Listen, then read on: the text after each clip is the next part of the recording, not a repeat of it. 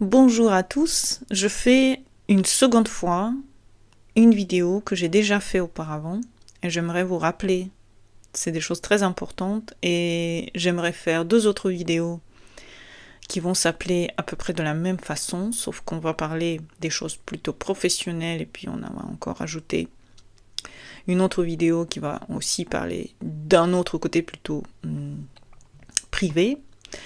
Et aujourd'hui, on va faire les 3, moi je les ai appelés les 3 éléphants parce que je les trouve très importants, donc prenons quelque chose de très très épais et grand de notre bonheur psychologique. Et pour moi, ce sont des choses que quand vous respectez ça, vous avez le bonheur relationnel. Bien sûr, pour voir totalement le bonheur relationnel, vous devez venir en consultation. Et on doit regarder comment vous réagissez face aux gens, parce que toutes les réactions que vous avez face aux autres, c'est des réactions que vous avez héritées. Donc la femme hérite de son père et l'homme hérite de sa mère. Des réactions que vous avez héritées de vos parents, du sexe opposé respectif. Ici, on va parler des 3 choses pour, si vous respectez ça, vous allez avoir le bonheur relationnel, c'est-à-dire le bonheur de le lien total avec les gens et l'amour, l'acceptation des gens par rapport à vous et à votre personnalité. On va aussi faire les autres vidéos qui parlent de votre bonheur personnel et de votre bonheur professionnel. Ici, on parle de bonheur relationnel. Qu'est-ce que vous devez faire pour respecter les autres, pour qu'on vous respecte et pour qu'on veuille être avec vous, que vous arrêtiez de dire que c'est mieux d'être seul. C'est mieux d'être seul parce que vous ne respectez pas ces 3 choses. Vous savez, il y a toujours des règles. Dans toutes les sortes de relations, il y a des règles. Et les règles sont celles que parfois il faut s'adapter. Il faut s'adapter dans cette vie. On a tous des choses qu'on fait pour soi. Il y a des choses qu'on fait pour le travail. Vous n'allez pas être pareil quand vous parlez avec votre mère que vous parlez avec votre copain. Donc, dans la relation, vous avez l'obligation de respecter certaines règles, et il y a certaines personnes qui les respectent beaucoup plus facilement et naturellement que d'autres. Ici, on va parler de ces 3 choses qui font que la personne peut être toujours en couple, toujours accompagnée d'amis, acceptée par ses parents, acceptée par son environnement, adorés. Et c'est des gens qui, voilà, on va dire, ils sont faciles à vivre, et etc. Bien sûr, c'est comme un masque qu'on met, c'est pas forcément toujours qu'on a envie d'être comme ça, c'est pour ça que cette vidéo s'appelle relationnel, c'est pas personnel, c'est pas les choses que vous faites pour vous, c'est les choses que vous faites pour avoir des bonnes relations avec les autres. On vit dans une communauté, chacun a le droit d'exister, chacun a le droit d'être comme il veut, dans cette société. Et vous pouvez aussi être comme vous voulez, avec vous-même. Avec les autres, s'il vous plaît, respectez ces 3 règles. Et vous allez voir que les choses vont merveilleusement bien tourner pour vous. Après ces 3 vidéos que je vais faire, donc celle-là plus les 2 autres, ensemble vont être très très importants pour votre bonheur partout. Mais déjà, ces 3 choses aujourd'hui, je me répète parce que j'ai déjà fait cette vidéo, mais je pense que pas beaucoup de gens l'ont vue. En tout cas, les gens qui sont sur cette chaîne, de nouvelles personnes, peut-être qu'ils ont omis de regarder, et peut-être que pour vous, c'était pas aussi important que ça. Mais pour moi, je trouve que c'est ça qui fait qu'on se retrouve seul. C'est ça qui fait que on n'a pas de bonheur d'amour. Hein, et parce qu'on pense toujours qu'à soi, on est très égocentrique, et on oublie que le travail aussi, quelque part, c'est de respecter l'autre, aimer l'autre. Si vous voulez qu'on se comporte avec vous bien, d'abord comportez-vous bien avec l'autre. Vous êtes le miroir dans lequel la personne se regarde et elle se demande comment elle peut être bien avec quelqu'un qui n'est pas bien avec elle. Donc d'abord, c'est le respect de l'autre. Après, vous aurez le respect et l'amour pour vous. Donc dans cette vidéo, on va parler de 3 choses qui pour moi sont extrêmement importantes. D'abord, c'est le soleil. Le soleil natal, donc vous allez voir que je vais en parler dans la deuxième vidéo pour le soleil natal en signe. Ici, on parle du signe opposé de votre soleil. Donc si vous êtes par exemple bélier du soleil, votre signe opposé c'est la balance. Si vous ne connaissez pas les signes, je peux mettre ici d'ailleurs peut-être un petit tableau pour les signes opposés. Donc vous regardez votre signe, vous regardez le signe d'en face. Le signe d'en face, il a des qualités essentielles pour votre relation avec autrui. Parce que le signe solaire, c'est vous en tant que tel. C'est bien de briller par le soleil, moi je ne dis pas qu'il ne faut pas respecter son soleil, encore une fois, ici on parle de la bonne relation avec autrui. Le signe opposé au soleil, c'est ce qui nous complète, mais c'est ce qui nous dérange aussi dans l'autre. Mais c'est ce qui nous complète. Et donc ce qui nous complète, c'est l'autre. Ce qui nous complète, c'est la relation qu'on aura avec l'autre. C'est ce qu'on projette sur l'autre, c'est ce qu'on admire chez l'autre, c'est ce qu'on critique chez l'autre. C'est ce qu'on exige inconsciemment chez l'autre dans le comportement avec nous. Et c'est ça qui donne les choses déséquilibrées. Par exemple, quand vous avez soleil en bélier et que votre opposé c'est la balance, vous pensez toujours que c'est vous qui décidez, mais en fait, si vous savez votre signe opposé, vous savez que la balance, elle ne décide jamais toute seule, vous allez voir que vous ne pouvez pas décider tout seul. Vous ne pouvez juste pas décider tout seul. Vous devez décider à deux.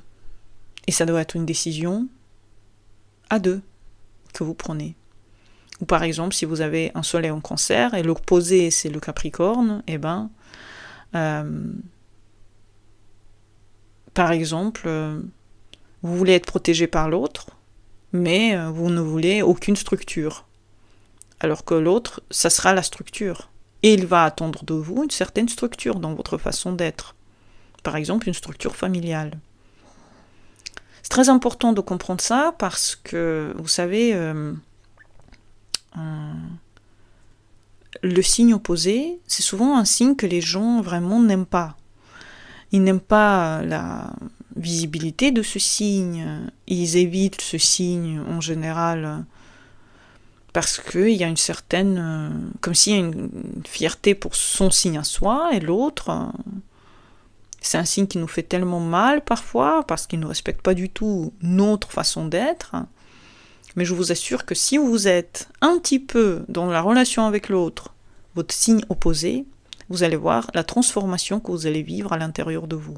Parce que d'abord, vous le faites pour vous. Vous faites ce travail qu'on fait dans cette vidéo, vous le faites d'abord pour vous. Pas pour que l'autre soit content. Vous le faites pour que vous soyez content et que vous voyez les changements qui s'opèrent dans votre psychologie face à l'autre.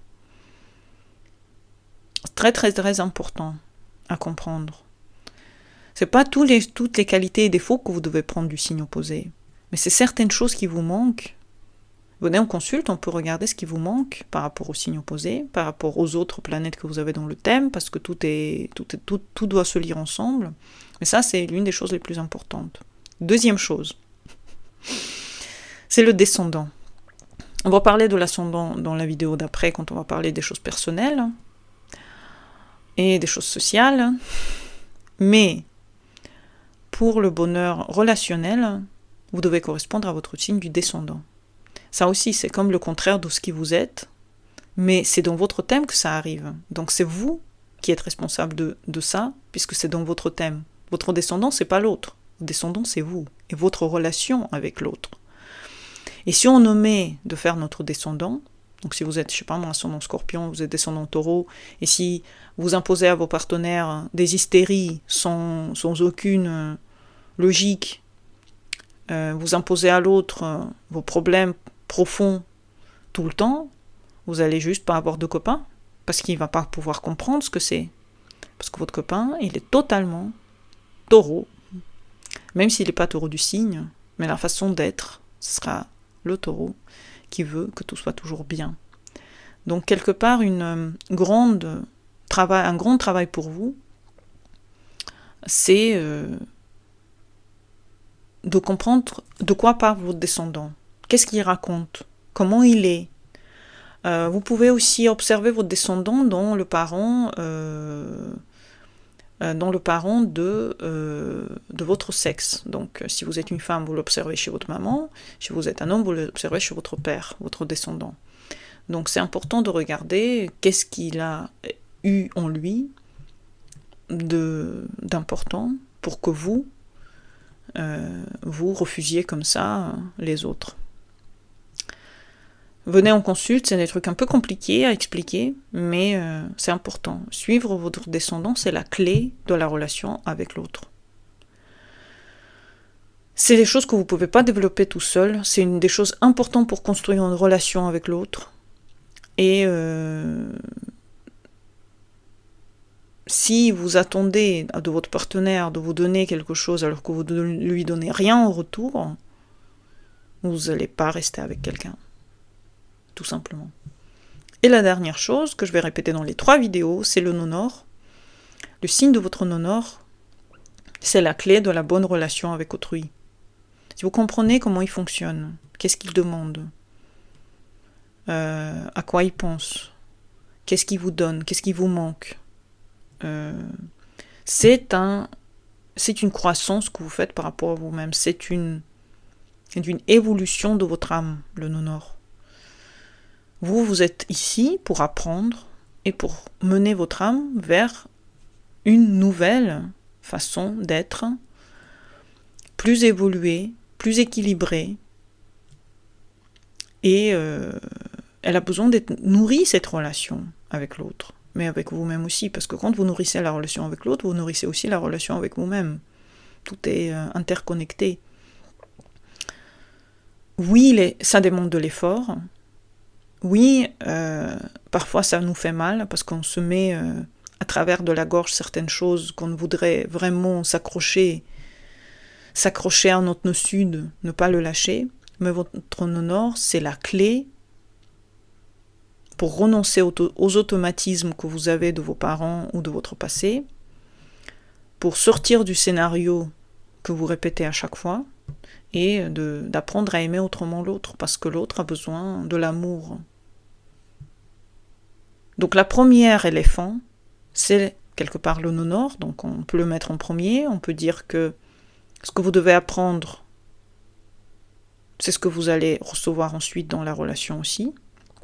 Le deuxième éléphant, c'est le signe opposé au soleil, donc c'est très important de comprendre ce que vous projetez sur les autres, c'est ce que vous devez d'abord devenir avant de projeter ça sur les autres. Et le troisième éléphant de votre relation, c'est le descendant. Et dans le descendant, c'est ce que votre relation vous montre vraiment. Qui vous êtes devenu dans la relation, comment vous êtes, est-ce que vous assumez qui vous êtes. Donc, soleil, c'est l'identité. Et le nonor, c'est l'évolution.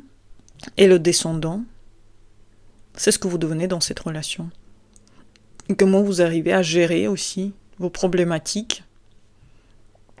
Parce que le problème, c'est que l'amour, c'est pas juste dans un sens. L'amour, c'est pas quelque chose qu'on reçoit juste. On doit donner aussi.